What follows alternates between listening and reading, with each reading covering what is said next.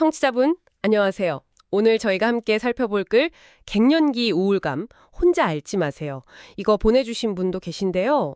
혹시 요즘 사소한 일에도 울컥 눈물이 나거나 뭘 해도 좀 재미가 없고 이유 없이 불안하다 이런 생각 드시나요?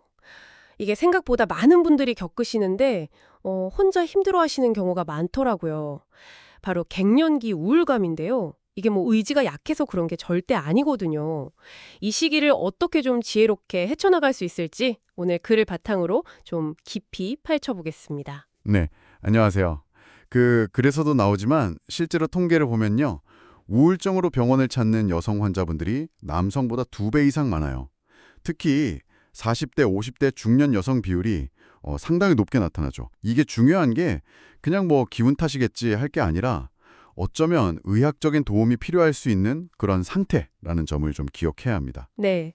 그래서 가장 먼저 짚었던 원인이 바로 그 여성 호르몬, 특히 에스트로겐이 급격히 줄어드는 거였어요. 이게 진짜 우리 몸이랑 마음에 미치는 영향이 생각보다 크더라고요. 맞아요. 에스트로겐이라는 게 기분 조절에 아주 중요한 신경 전달 물질, 그러니까 세로토닌 생성에 직접 영향을 주거든요. 우리가 흔히 행복 호르몬이라고 부르는 거 있잖아요. 아, 네네, 세로토닌이요. 네. 그래서 에스트로겐 수치가 이렇게 뚝 떨어지면 세로토닌 분비도 같이 줄어요. 그럼 예전엔 괜찮았던 일에도 더 쉽게 우울해지거나 불안감을 느낄 수 있는 거죠. 그리고 그래서는 이런 호르몬 변화 말고도 안면 홍조라든지 밤에 잠 못 자는 불면증 같은 신체 증상들, 거기서 오는 스트레스도 무시 못한다고 강조하고요. 아, 호르몬 영향이 큰 건 알겠는데 글을 보니까 심리사회적인 요인도 같이 언급되더라고요.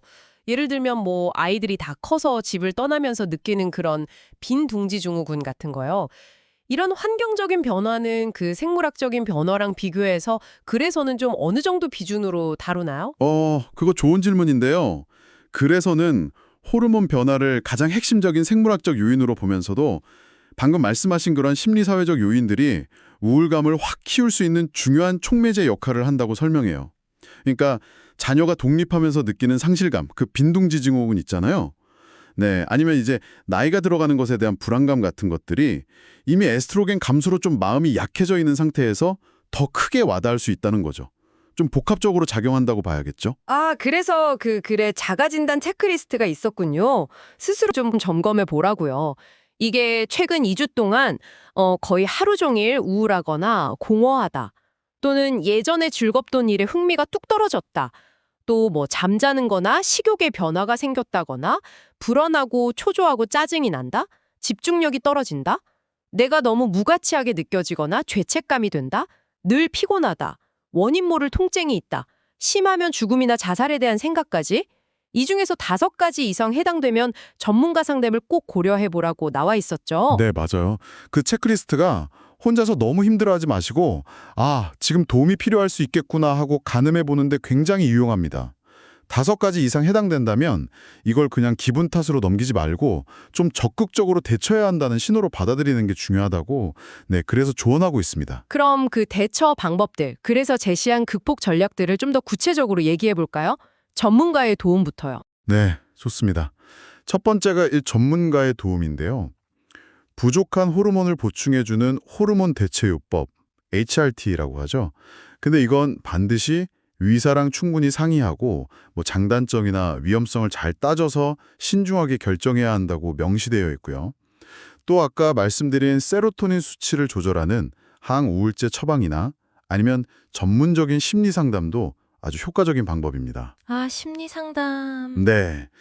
특히 그래서 언급된 게 2024년 7월부터 시행됐다고 하는 전국민 마음투자 지원 사업 같은 제도가 있거든요. 이런 건 심리상담 비용 일부를 정부에서 지원해 주는 거니까 이런 자원을 좀 적극적으로 알아보는 것도 좋다고 제안하고 있어요. 전문가 도움 외에도 그래서는 우리가 스스로 할 수 있는 것들의 힘도 되게 강조했는데요.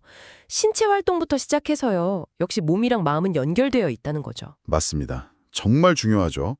하루에 한 30분 정도 햇볕 쬐면 넣어 걷는 거. 이게 세로토닌 분비를 돕고 비타민 D 합성에도 좋으니까요. 그래서 아주 적극적으로 권장하더라고요. 그리고 요가나 댄스처럼 하면서 좀 즐거움을 느낄 수 있는 운동을 찾는 것도 중요하고요.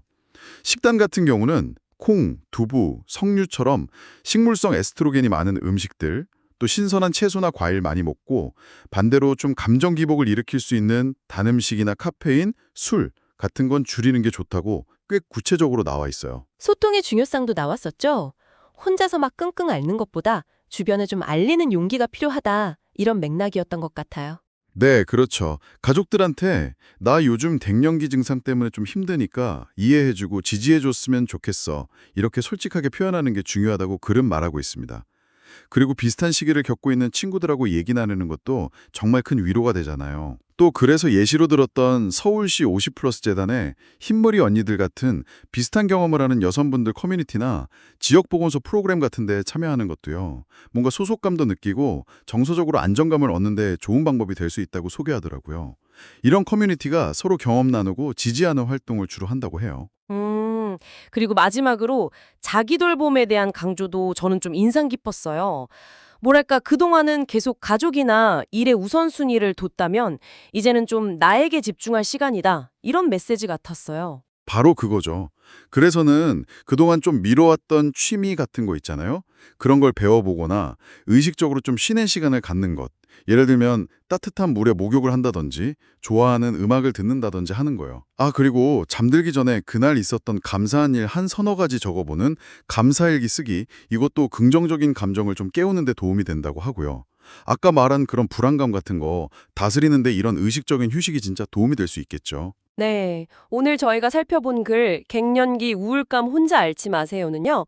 갱년기가 결코 끝이 아니라 오히려 뭐랄까 제2의 사춘기처럼 새로운 나를 발견하고 성장하는 그런 전환점이 될 수 있다고 말하는 것 같아요. 그동안의 어떤 역할에서 좀 벗어나서 진짜 나로 살아갈 기회라는 거죠.